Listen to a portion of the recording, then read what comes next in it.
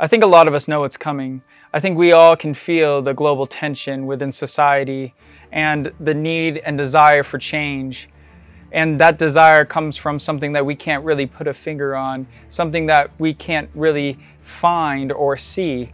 Who is controlling us? Who is the one manipulating us? Who is the one that has the control? Who has the power? It's certainly not our country's leaders. It's certainly not people who are in plain sight. It seems to be someone who's wearing a mask, who is hiding behind closed doors, and we are just yet to discover them.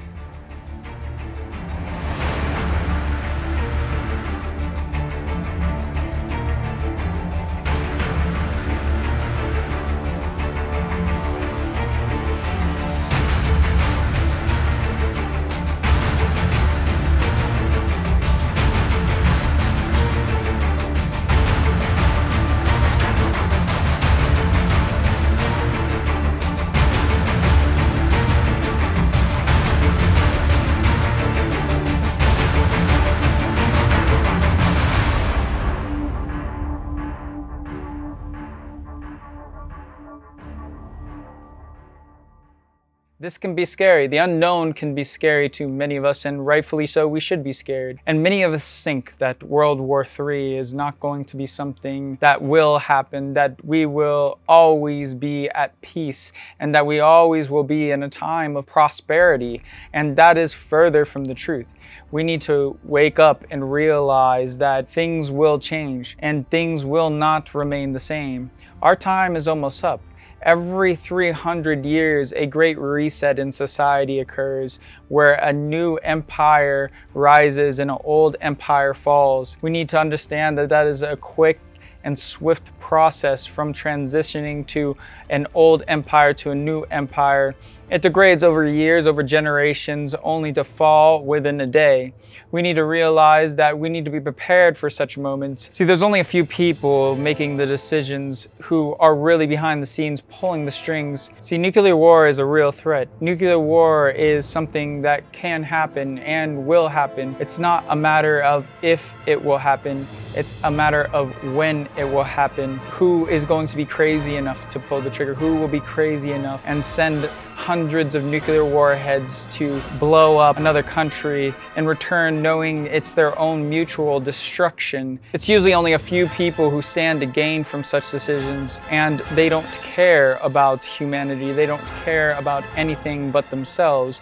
And we need to realize that not everybody is rational. Not all leaders will think the same, and not all leaders will put their people's interest above their own. See, when these leaders decide to use weapons of mass destruction on the population, it's not because they care about the people within the world. They want to see the world burn. They want to see people die, and they don't care what means it takes for them to get power and money, and all stems from greed. See, leaders like this don't care about mutually assured destruction. They understand that they will be hiding in a bunker for years with food and water, enough safety for them to live until the nuclear winter blows over. All you have to do is look at the wars of the past. All you have to do is understand and look at all the people who have died due to the tragedies of war, the horrors of war. You can take Hitler, for example. He killed millions of Jews without mercy, did not care about their life, did not care about who they were, that they had a family, that they had kids. They did not care. He did not care. The regime, the Nazi regime, did not care about its people and did not care about the people that they killed. They only cared about their own self-interest, their own self-gain. You need to understand those are the type of people who are going to be using weapons of mass destruction, who are going to do the damage. And I'm not saying this to instill fear. I'm saying this to help you see and understand that it's not because a rational person is going to think through the process of firing a nuclear weapon. And we are overdue for a war.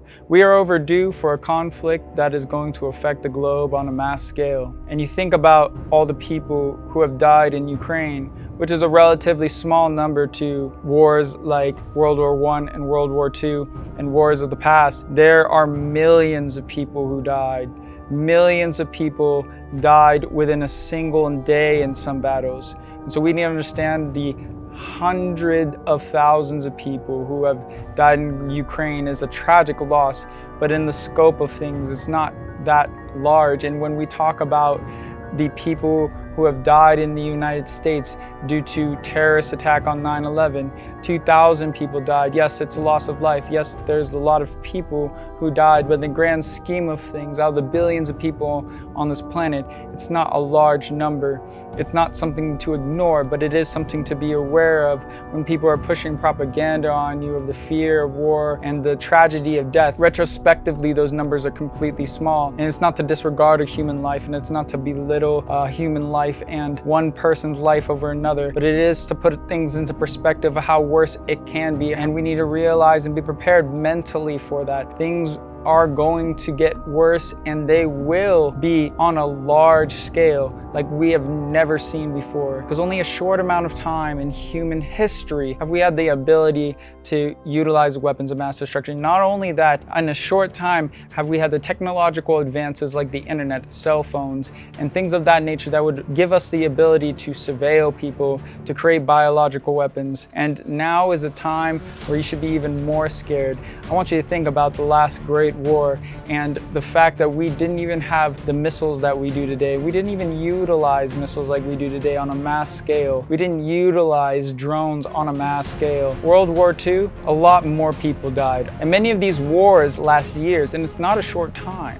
It's not a short time. So people who think that it's going to be a quick war, it's going to be a quick win, an in and out victory, and people who thought that that would be what Ukraine was, the only possible way for that to even occur is if Ukraine's government was toppled and if Russia had a puppet government installed and planned a coup beforehand, which obviously if they did, it didn't work out.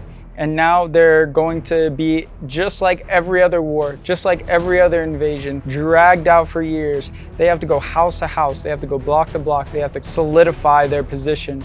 And so that's what takes the lengthy amount of time. And people will resort to quicker options. And that's where it comes from weapons of mass destruction.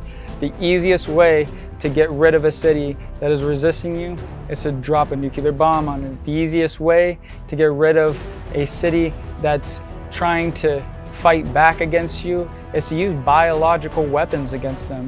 Neutralize the people within. And this is not to instill fear, but this is to warn you. This is to warn you of what is to come. This is to warn you to start getting prepared. This is to tell you to look out for the signs of what is to come. And as always, thanks for watching, and I hope you have a great day.